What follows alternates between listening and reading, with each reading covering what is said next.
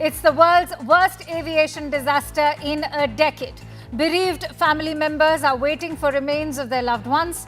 Worried passengers and flight cancellations marked by erratic communications from authorities and the airline is the current scenario of Indian aviation.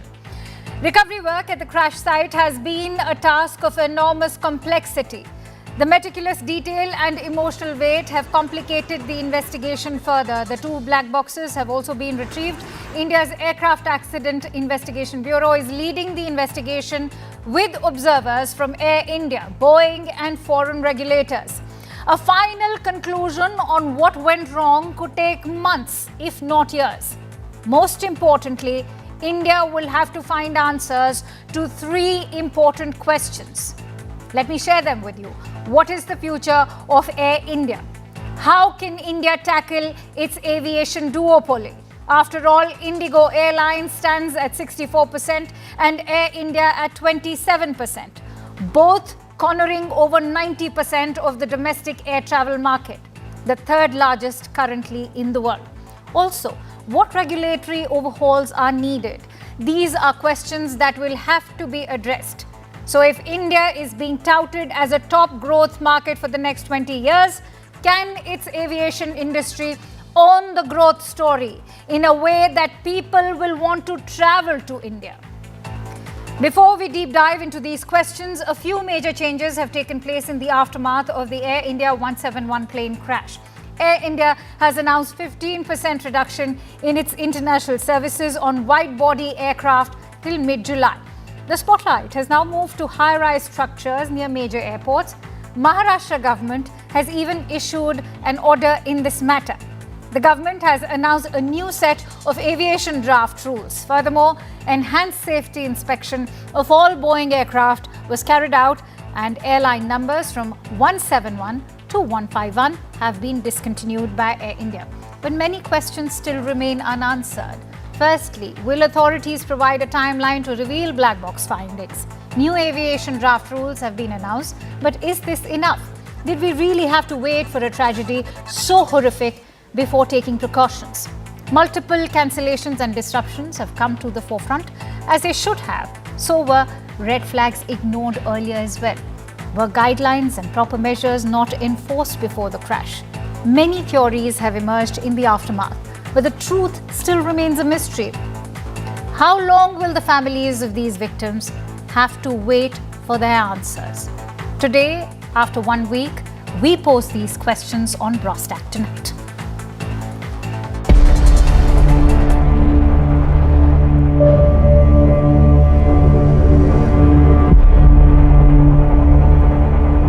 This was the mess of the undergraduate medical doctors at the undergraduate medical college.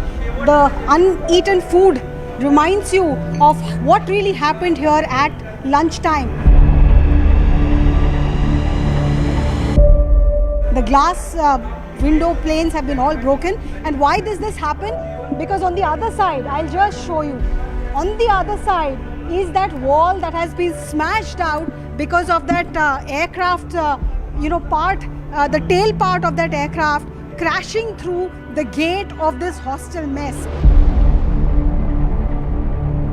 जो hostel है ना, छोकरे college में पढ़ने आते हैं ना, और रोटी पकाने जाती है मेरी औरत, कम टिफिन भर के निकल गए थे, बाद में 1:30 बजे बन गया इधर, तो छोकरे को देखने का लापता है, औरत में छोकरी 2 बरस की बच्ची है। धुआं निकला ना, तो धुआं तो कोई छोटा तो नहीं निकला होगा, बहुत बड़ा निकला था।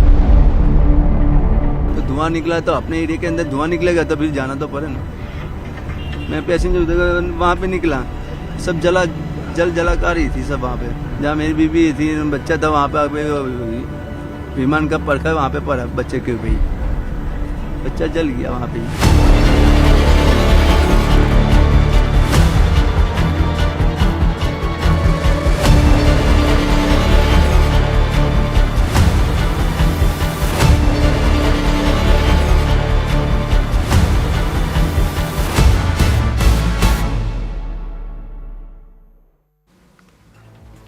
Right, introducing our guests tonight, I'm joined in by Mr. J.S. Rawat, who's a former Joint Director General of the DGCA, Captain Kabir Malik, who's a charter airline pilot, KVJ Rao, who's a former cabin crew at Air India. Many thanks to you, gentlemen, for joining in. If I may begin with Mr. Rawat. Mr. Rawat, I want your assessment, first of all, on the draft rules that are being passed now. Many are questioning, weren't these rules in place earlier? Where were we lacking? Were these rules not in place? Is it about enforcement or the lack of rules? These rules were enforced for a long time. I think some modification has been done on these rules. But what is the rule that I have not seen the rules so far? But these rules are existing actually from quite some time.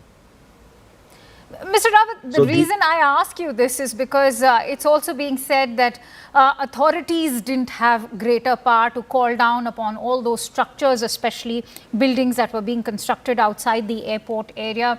I want to know from you, in your understanding, didn't these authorities have greater power? Say members of the DGCA, couldn't they have taken adequate action when it came to structures which have been arising around airport areas for quite some time? Basically, what these rules are there, this is for regulating the height of construction around the airport.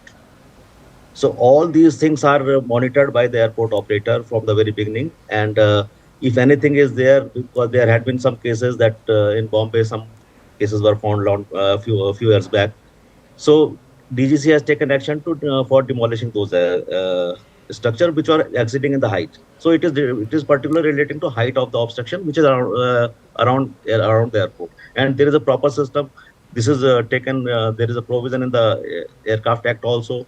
Now there were the rules also in 1980, some 94 or something. So the system was there. There is a system in the airport authority which issued the NOC before clearing the any structure to be constructed around the airport.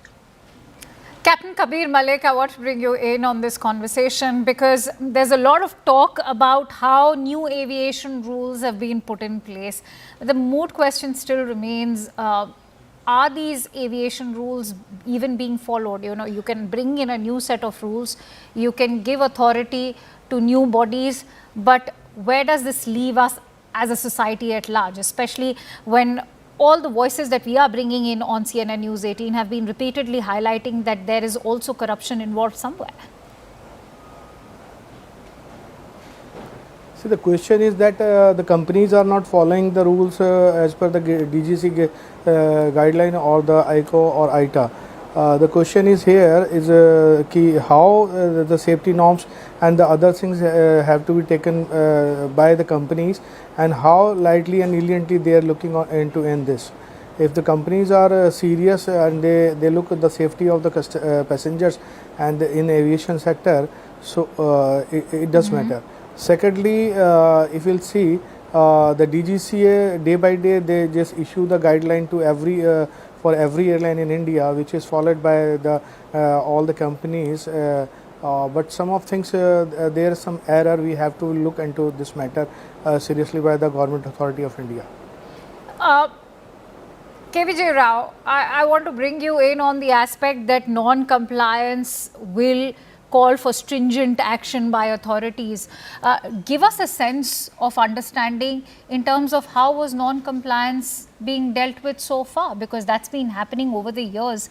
We've been sharing a timeline since 2018 up until 2022 when norms were being flouted actively, and yet what is the punishment? Good evening, everybody.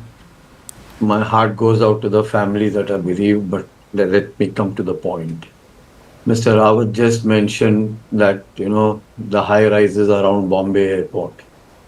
Let me tell you, the buildings were demolished not thanks to the DGCA, but a writ petition filed by Mr. Yashwant Shenoy, who brought it to the notice. And it was at the instructions of the court that those buildings were destroyed. Although still then DGCA was complicit, the local authorities were complicit, everybody was complicit.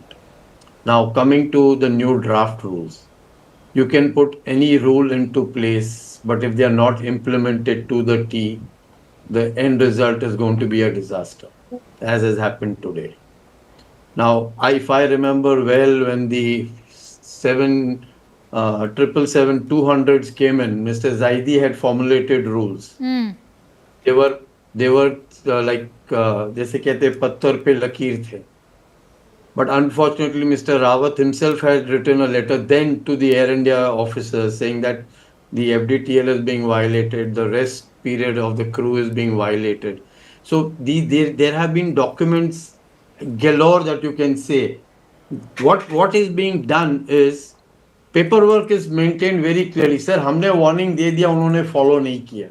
But that is not the end all. Once you have given a warning and if it is not followed, Okay. what is the penal action that has been taken against that airline? What is the penal action that you've taken against the individual? Say whether it's a pilot, whether it's a cabin crew, whether it's an engineer.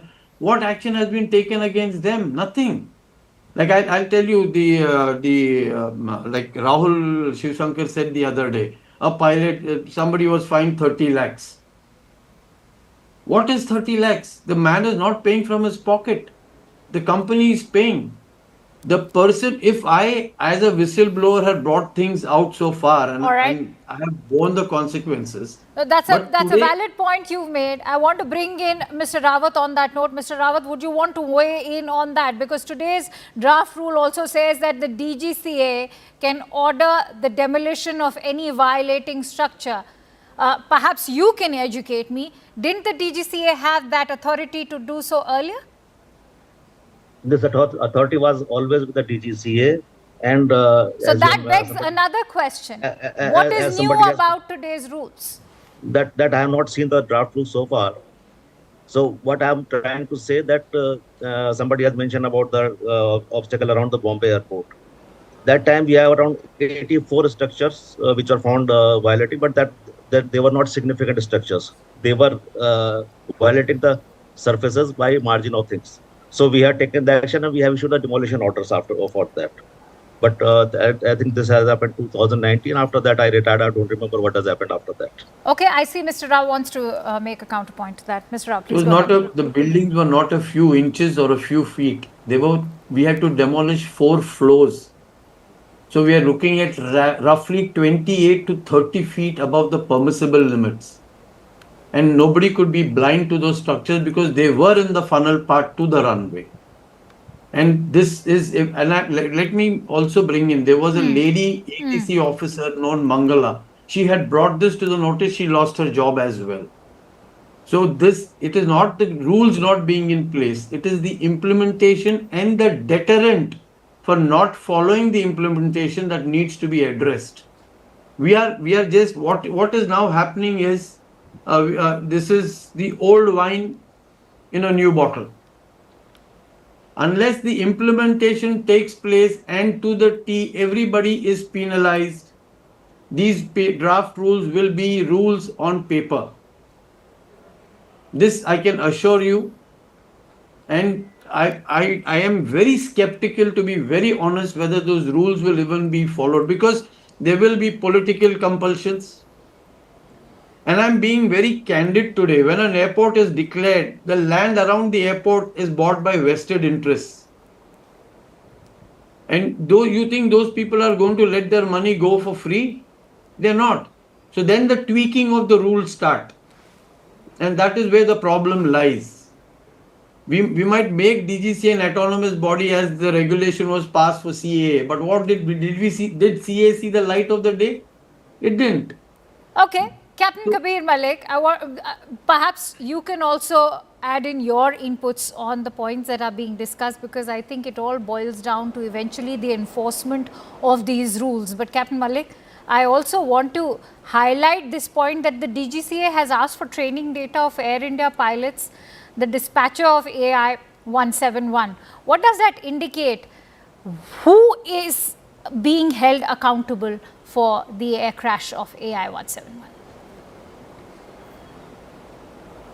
See, DGCA have the complete right to ask the data of the particular aircraft which they are flown of this aircraft even. No, the Air India pilots. The Air India pilots is what I'm talking about. Yeah, Air India. Not just the aircraft. Yeah, I'm talking about the No, no, no. I am talking about the Air India pilots also. They are working in very stress condition, which we saw in the past few years also. And currently, all the crew, cabin crews, even the cockpit crew, they are working very pressure conditions these days, which is all come because of this. The competition in aviation industry, big players are here. This Air India is losing his market day by day. We can see. If you see, we can see the history of this airline. It was very good and rich.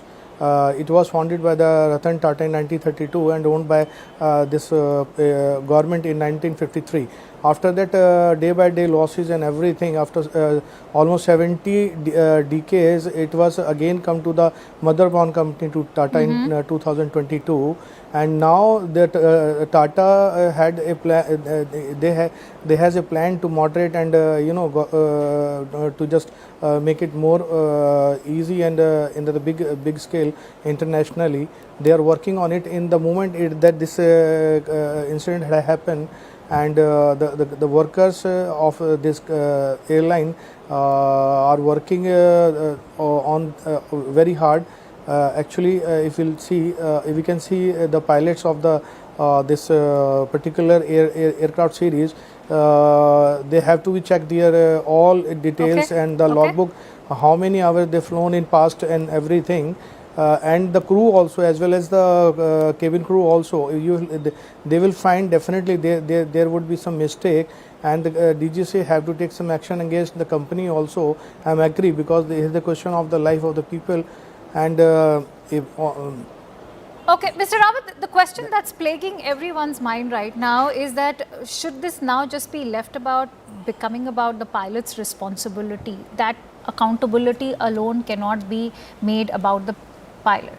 The late Captain Sabharwal is known to be a seasoned pilot, and yet if data is being asked about the pilots, then where is the accountability? If the DGCA is asking for, I understand this has to be part of the protocol, this has to be part of the procedures that are being followed in the ongoing investigation, but you're also looking at the responsibility of Boeing. You're also looking at the responsibility that Air India has at a time when Air India is also grappling with its own brand image.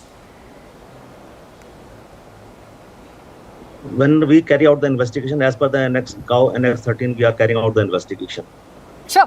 That clearly says that it is the investigation is not to apportion any blame on anybody. Because of that, the name of the pilots in the investigation report is not published by the various every countries, and that is provision is also existing in our country also. So it is not to apportion the blame, but how the this accident has taken place. What were the reasons? It is not that somebody is going to blame the pilot. Pilot, in his all this thing, he has taken whatever the action he has taken to save the situation. Nobody believes that pilot has done anything by ignorant or anything. He does everything, whatever in his capacity, to maintain the aircraft airworthy. So the question of apportioning a blame to the pilot is not there. Okay. Okay. There may be some issues that if suppose he's handling the things, he may not have reacted in the proper time. If he is supposed to react in the 3 second time, he must have reacted 4 or 5 seconds. But he must have reacted. It is not that he has not done anything. He does everything to save his aircraft. Mr. Rao, as far as the ongoing investigation is concerned, the black box recovery is going to play a very crucial role. Much has already been spoken about it. The AAIB is also conducting an investigation with the NJSB and OEM teams assisting them. There's going to be foreign involvement also of Boeing and FAA. But when you talk about how crucial the black box recovery is going to be, there have also been concerns and reports indicating that US may want the black box over there, given that it's a foreign make of an aircraft, one which is an American one. How do you weigh in on the forensic lab investigations? Is India compatible enough to conduct these investigations of these black boxes? Madam, the black box actually is now the Pandora's box, and it is best opened at home. I don't think we are lacking in facilities to decode that, the DFDR or the CBR. So I don't understand, or I don't see why we should send it abroad. The day we sent it abroad, we are now saying that we didn't have this equipment here. And that would throw us in very poor light. And I am very sure that the Boeing aircraft might have come from the US, but it was bought by India. It is now India's property. And it is for us to take a decision what we need to do with those two equipments. Mr. Rawat, would you like to share your inputs on that? Because many are talking about how the AAIB Delhi laboratory is just a year old and perhaps it's not adequately equipped. I cannot comment about the AIB laboratory, but I can definitely say with surety that every airline has got the facility for this thing replaying the DFDR as well as the CBR. DGC has got a program where the 100% DFDR monitoring is done by the airlines. They say because it is basically to see the pilot's performance or other things are also there by all the if any equipment problem is there or anything is there. So there is 100% monitoring of the DFDR. Every airlines has got a DFDR facility, replay facility there. But I don't know the reason why it is being taken to outside when the facilities are currently available in the country. The government has clearly, the government has made it amply clear that they're not going to be sending it, but reports have been indicating and there's been a lot of speculation, which is also something I'm going to address on the show. But yes, go ahead. We are having the facilities here, but probably because of the independence, because the facility of the replaying the DFDR CVR is with the Air India. So probably from the point of view that they want to replay it as some independent facility, they may be sending it outside. That may be the reason. Captain Kabir Malik, there seems to be an information vacuum. There's a lot of speculation, but contrary to the speculation, very few press conferences, a lot of unnerved passengers, patchy communication coming in from the airlines at a time when there's so much pressure on India's aviation sector. What is the need of the hour?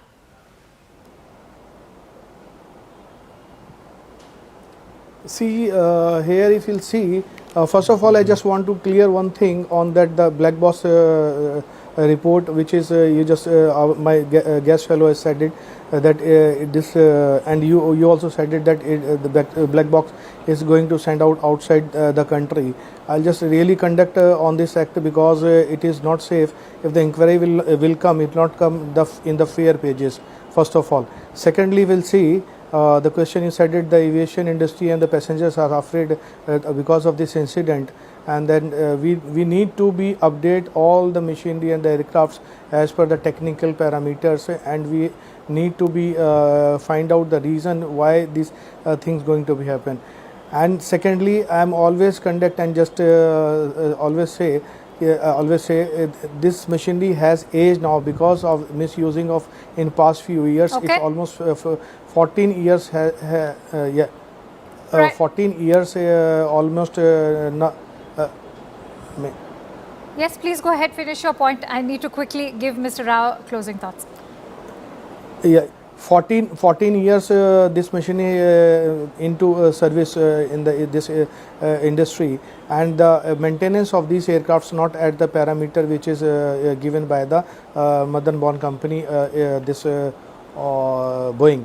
So this is the very serious matter. We have to look at look into this matter also, and we find out the reasons where the logbooks is completely on day by day the check has been done by the technical on the parameters or not yet. All right, Mr. Rao, your closing thoughts. You know, there's also the concern towards the duopoly. Yes, I'll give you closing thoughts, Mr. Rawat, but let me quickly bring in Mr. Rao. Mr. Rao, quick 30 seconds for closing thoughts. There's also the concern of duopoly between Air India and Indigo. Is it time to change that, considering that aviation is going to play a crucial role in India's growth story? The economics of the market will decide how many airlines will compete or come about. So that would not be in the hands of somebody. But yes, I am aware that these duopolies are created so that, you know, the airlines, like we saw what happened to Jet Airways. You know, Jet Airways was our competitor with Air India at one point of time. And we have seen a lot of mishandling of those situations. Like I said, it's the market that will decide how many airlines that will operate in this country.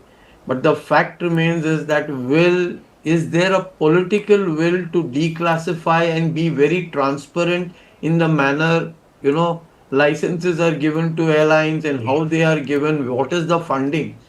Because Jet Air's funding was in a doubt, is what was being discussed in many places. So Mr. we Rawat? need to look at all those parameters before. All right, Mr. Rawat, at a time there's so much pressure on our aviation sector, how can we use this time as a wake-up call to address all of these unanswered questions that, as many of you have said, have only led to a Pandora's box now opening up? Okay, let me tell about the structure around the Bombay airport. There was somebody has mentioned that the 4 or 5 stories were there. There was no 4 or 5 stories. They were violation of the few feet or meters. Maximum was one of the one of masjid. It was I think 10 feet or 15 feet above the permitted height. No, but are we NOC forgetting the moot point over here that what happened in this air crash is also a it's a reflection of the violation, because you look at all of those innocent students who lost their lives. I just wanted to clarify on that point of us, but okay, now this thing is there that this unfortunate thing has happened. Now, what the purpose of the investigation is to determine how it has happened. Have we failed this kind of failure in the aircraft? Have we failed experience single engine or 2 engine failures in the this fleet of the Air India, or for that matter anywhere in the world? I think that is not there. What we are suspecting today, that there may be both engine may be failing, but we have not seen this kind of situation anywhere in the world. So investigation will find out how it has happened. Right, I'm sure we unanimously agree that rules, number of rules can be brought in, but their enforcement is where perhaps we can make that difference. Many thanks to you, gentlemen, for joining in. And with that, let me now shift focus over to the other big story that we've been tracking throughout the day and for quite a few days. In fact, the situation in West Asia, it is only escalating by the moment as Israel and Iran continue to launch airstrikes against each other. In the latest, Israel has targeted key facilities in Iran's nuclear program, while Iran retaliated by striking on an Israeli hospital. Interestingly, Russia and China have also condemned the Israeli strikes on Iran as President Xi of China and President Putin of Russia went on a phone call. They've asked for an immediate ceasefire.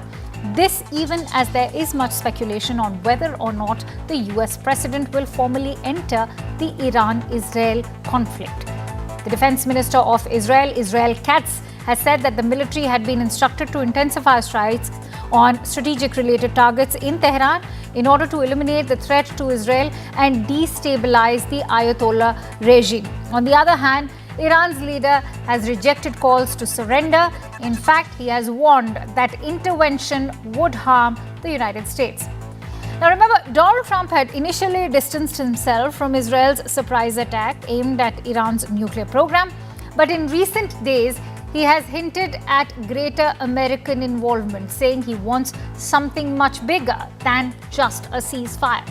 The United States has also sent more military aircraft and warships to the region, raising the question, is the United States ready to get directly involved? And if they are not, can Israel defeat Iran on its own? We'll deep dive into those questions as well. But why will the United States get involved in the first place? That's a moot question. It's because Iran houses a key nuclear base, the base of Fordow. And targeting this base is a job that only the United States can do. The base is called Iran's Mount Doom and is around 262 up until 295 feet below the ground. It is located 100 kilometers away from the capital city of Tehran. The entire region is mountainous and thereby making it a difficult target and safe from any aerial bomb threat. It's not an easy nuclear base to penetrate. And so, the United States is expected to bring in the bunker busters, the JBU-57 massive ordnance penetrator. Why are they called a bunker buster? They are a powerful bomb developed by the United States Air Force, and this appears to be the answer for Iran's base at Fordow. It weighs approximately 30,000 pounds and is designed to destroy heavily fortified underground bunkers made from high-performance steel alloy. Built to withstand impact without breaking, it can penetrate up to 200 feet into the ground, engineered for maximum durability and damage. This bomb is particularly significant due to its ability to reach and destroy well-protected targets such as those involved in weapons of mass destruction program. It can be carried by strategic bombers only, and that is the B-2 Spirit.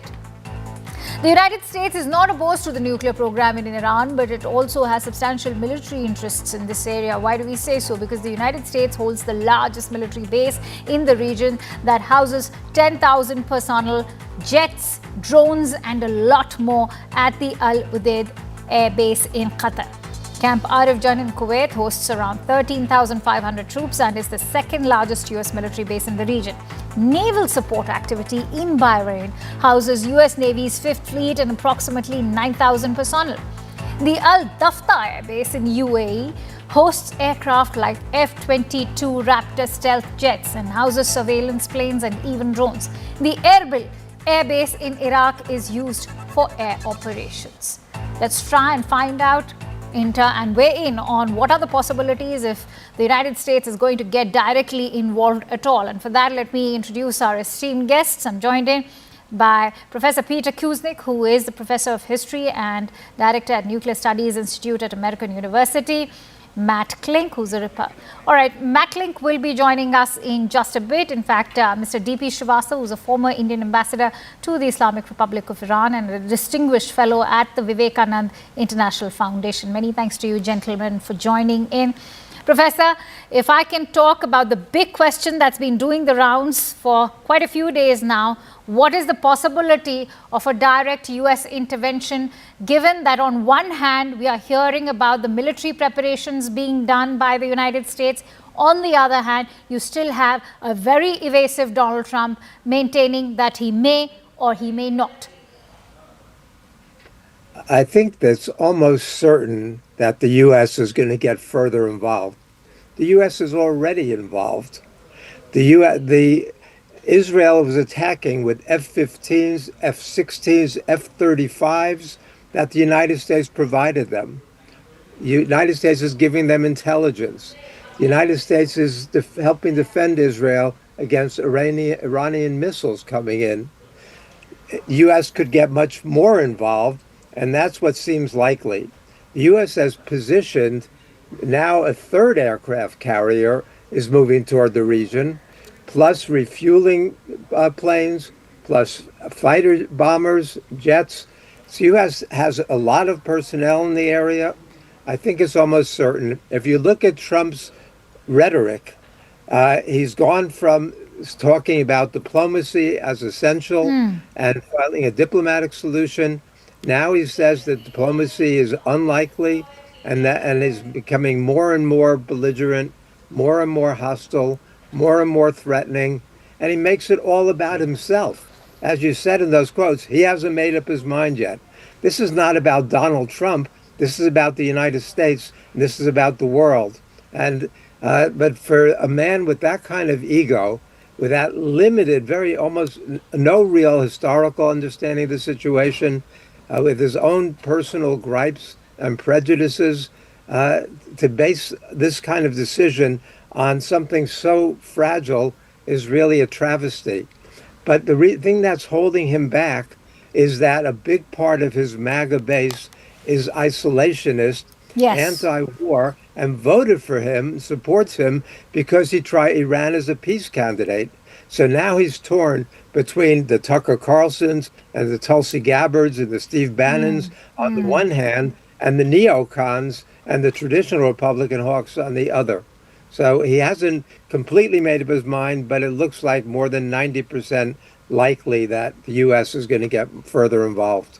Ambassador Srivastav, I want you to weigh in on the possibility of a direct US intervention over here, given that, the evacuations have already begun as far as American citizens are concerned, not to forget the Indian evacuations also, which have, already started. Several Indian students arrived today as well. But what do you make of the overall situation?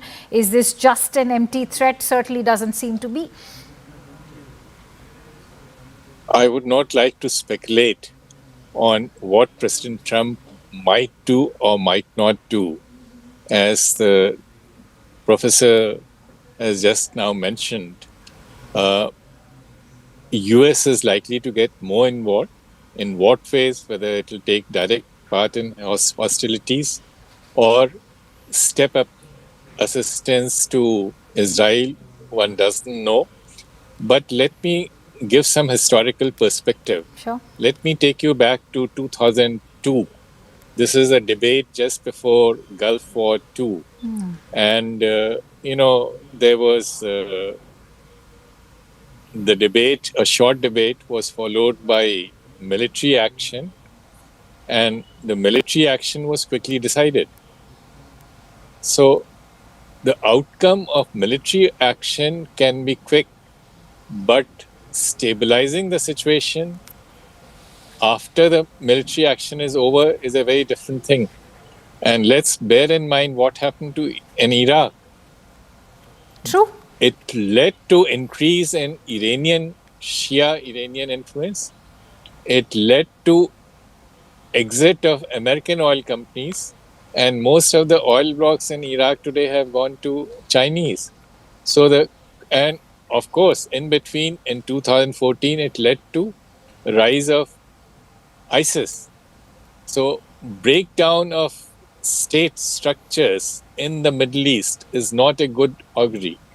And to take this forward to the other side of the Gulf, I think there are enormous consequences which No, I think that's a very critical point that that you've made. And Professor Kuznick, I want to bring you in on that very aspect, because many critics of the interventionist approach of the United States have always underscored the regional destability it has caused in Middle East.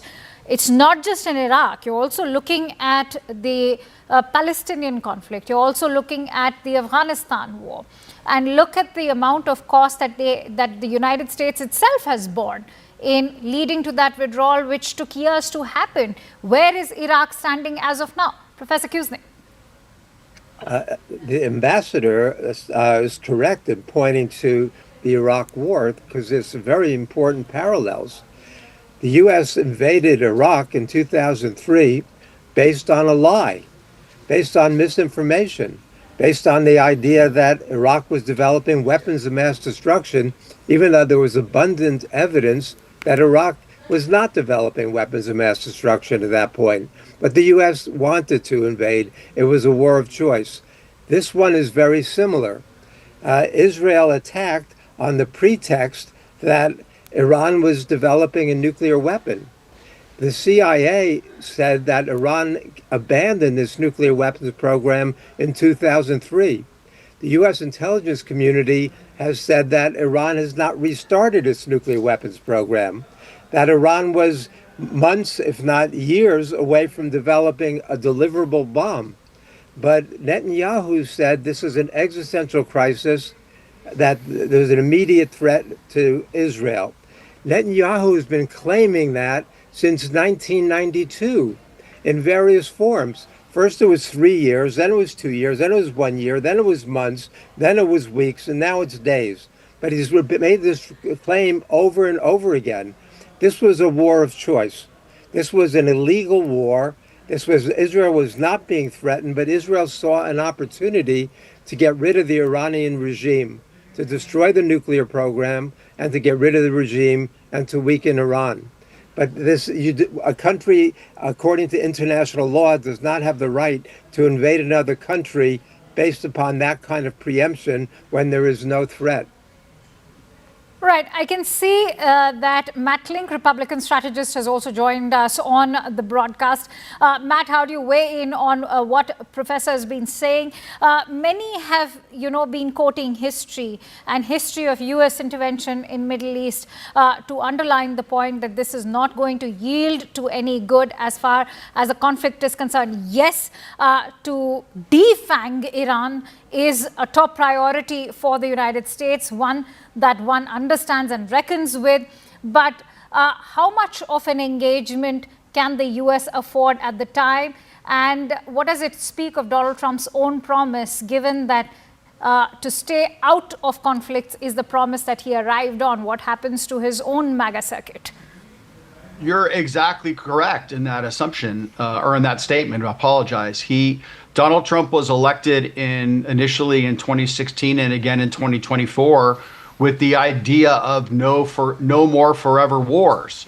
And look, that's why right now the Americans have provided Israel with defensive support only. Of course, they're going to consider if there are, offensive possibilities in the war. That's what every military does.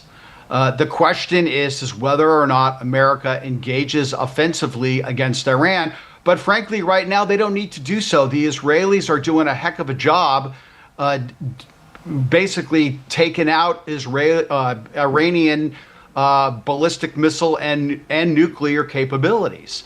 And look, I agree with you that there is a substantial concern over what happened back in the early 2000s with America's follow-on war against Iraq.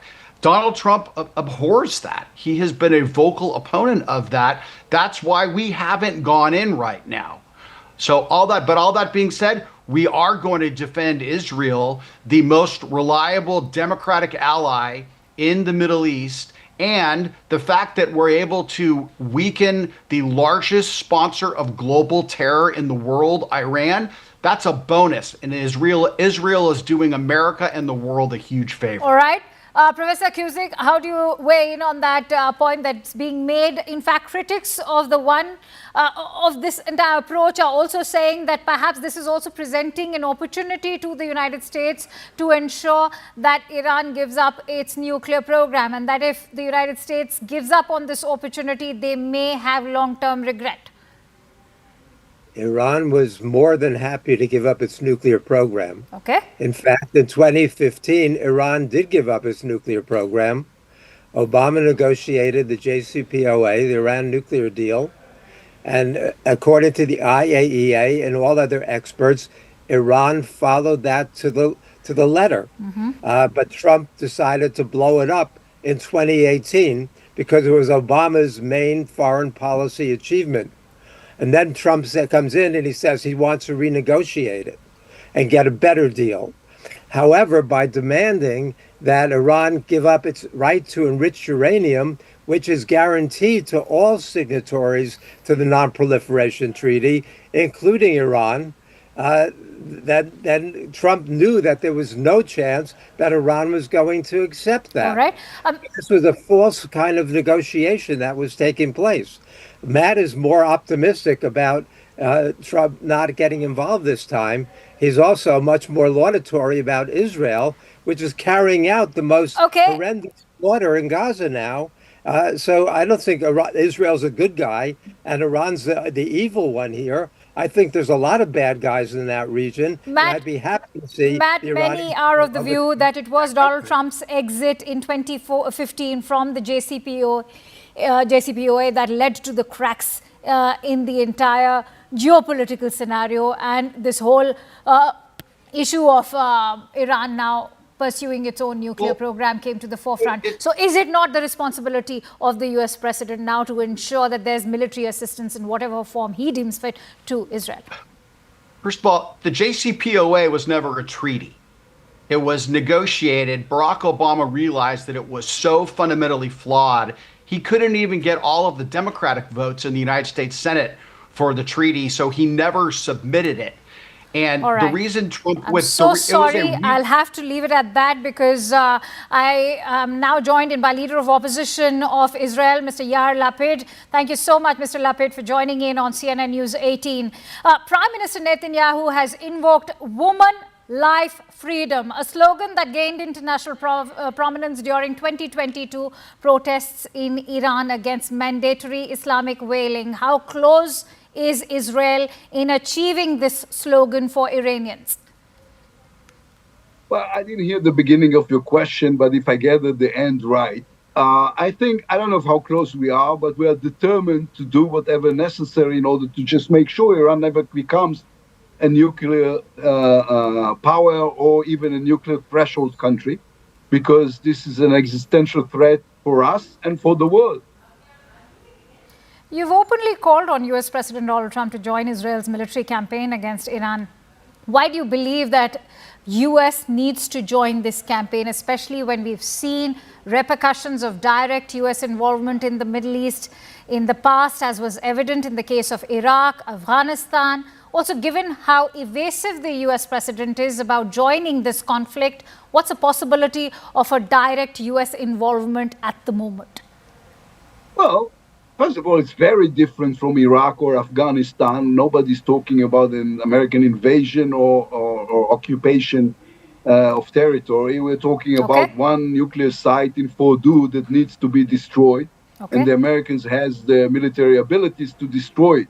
And we think it is, again, this is not only an Israeli problem. I think it's the world's problem. If Iran is not stopped and gets a hand on nuclear abilities and nuclear bombs, then they're going to spread it through terrorists all around the world, including the United States, and we're going to have not one, but 10 or 15 or 20 9/11. And B, it will throw the Middle East and then the entire globe into a new nuclear arms race. Because if Iran has it, then the Egyptians and the Turks will want atomic and nuclear abilities, and then the Saudis, and then everyone else. So this is a very bad idea for the security of the globe. And therefore, this is also, we think, it is also the United States' concern as the global superpower. Now, I'm not telling President Trump what to do. He will make up his own mind about what's best for the United States. But we have strongly recommended them to interfere in order to close this as soon as possible before it is becoming worse.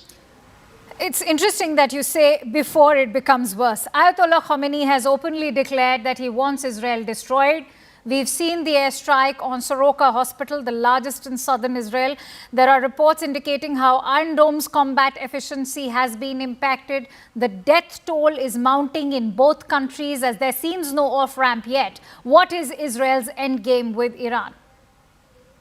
That Iran will not have nuclear abilities because of what you have just said.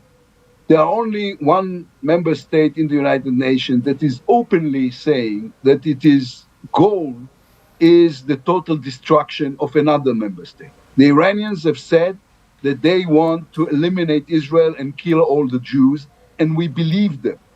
And they've done their best so far in order to make this happen. They have created Hezbollah, they've helped Hamas with October 7th, they're pushing terror all around the world, they've created terror attacks from Buenos Aires to Ethiopia against Jews. They are all over the place, doing their best in order to eliminate Israel. And now they're saying, and we want to gain an atomic bomb. And if they will have an atomic bomb, they will use it against us. And then they will use it. They call us the little Satan, and then they call the United States the big Satan. If they will have nuclear abilities, they might use them both against both Satans. So this is the risk the world is not willing or should not take. So the end game is to make sure Iran will never become a nuclear power. Iran has called Israel's actions illegal and in violation of international law. How do you respond to Iran's accusations?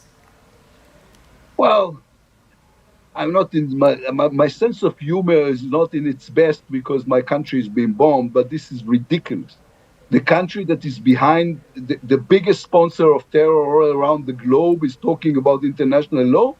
I think if they care about international law, they should start with the women in Tehran with the kind of oppression there is in religious oppression there is in Iran in general, the way they treat their own minority, not to mention the fact that they are willing to kill anyone who's not a Shia Muslim. I don't want to call that Islam, because this is not Islam. India has a huge Muslim population that knows better than me and anyone else that Islam is a religion of peace, not the twisted version of Islam that they're trying to push all over the world. So they should not lecture us about international law. This is cynicism to its worst kind. Given how evasive the US president is being about any direct intervention as far as this entire conflict is concerned, is Israel in a position to win this war all alone? We are in a position to push forward in what we think is best for our security. And listen, it's the 21st century. I don't know, what used to be victory is very different from, I don't know, the 30s or the 40s or even the 50s and the 60s. But I think we can make sure to an extent that Iran's nuclear program is stopped and reversed many years back, and we're going to do it. And if and we have no fight with the Iranian people. We are not trying to change Iran. It's not our business what kind of choices they are making about their lives.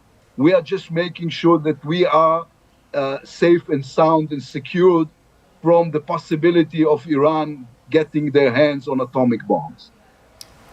The civilians are becoming targets. They are becoming collateral damage in Israel as well. You talk about Iranian people, but what is it that the Israelis want? Are they in favor of any further conflicts? They already have a war in Gaza that's not ending. Can Israelis afford another conflict, that too with Iran?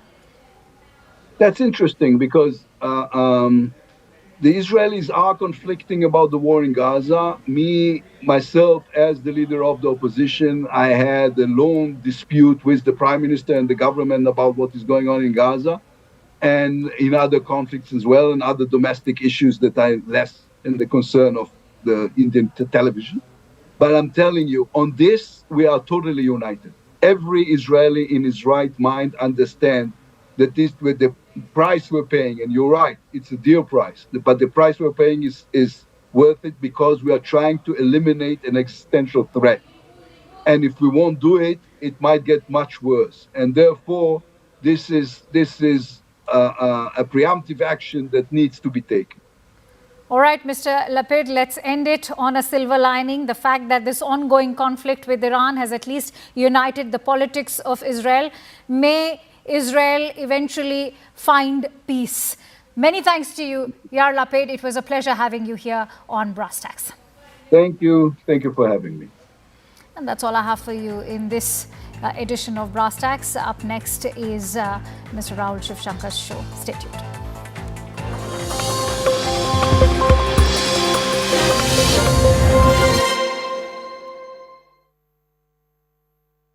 Dangerously. This is News 18 Network.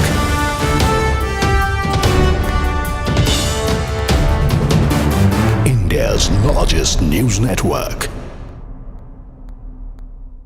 My first question to you, Zak Tanveer, how do you read the situation currently? There are a lot of developments happening. Simultaneously, we'll try and go to it one by one. But first is this entire task that the Israelis have taken up, along with the Americans backing it, of saying Iran cannot go nuclear. How is that? Can that be achieved?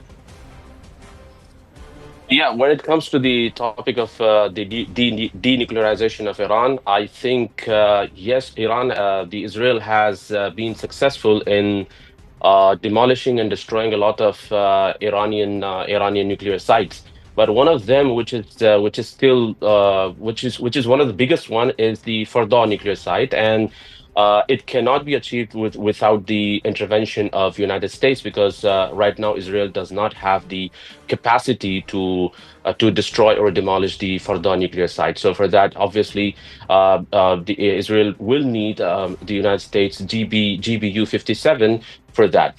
When it comes to the regime change, a lot of people are indeed talking about the regime change. They say that the regime change may be possible, but as per my opinion, and when I see a lot of experts talking about it, I don't think that regime change is like the knife through butter, or regime change is that easy, especially in Iran, because Iran, the affiliation with Iran across the world is not just political affiliation. A lot of people have religious affiliation. You have people in India, you have people in Pakistan, you have people in Afghanistan who is loyal to Iran and the supreme leader Ali Khamenei. They're all loyal to Ali Khamenei, and it's not that easy to just replace Khamenei and put someone else. It's not like Libya, Gaddafi. It's not like Saddam Hussein. It's not like any other country. It's a very tough job, especially when Iran has militias all over Lebanon. It has militias in Yemen. It has militias in Syria. So regime change is not a knife through butter job for the United States, but people are talking about it. In fact, I've spoken to some of the Israeli experts, and I've asked them, like, can Reza Pahlavi be the right candidate, the potential candidate who can replace Ali Khamenei? Even the Israelis are speculative about it. They say that no, we don't think so. Reza Pahlavi can be the right candidate to replace Ali Khamenei. They don't have the answer. They don't have the answer, because Ali Khamenei not only controls the politics, he controls from missile industry to the baby products, everything reports to Ali Khamenei, and he controls the Guardian Council. He controls everything in Iran. So from my perspective, what I believe is not easy to change the regime. So, but if Fordow is attacked, Zach, what happens then? If Fordow is, you're saying, let's say the Americans provide the bunker busters, provide the stealth bombers to the Israelis. So it's again in the face of the Israeli military that is operating these. It's not America directly. Let's say Fordow is attacked. What happens then? Because there is enriched uranium there. The Russians and the Chinese have finally gotten active. There has been a long conversation between President Putin and President Xi Jinping. Both Xinhua and Russia today have reported today that they are pushing for a ceasefire. President Putin is saying, I know the Iranians well, I am happy to come as a mediator. Trump has laughed that off. What do you see happening? If Fordow is hit, will the Ayatollah succumb? Will they back off?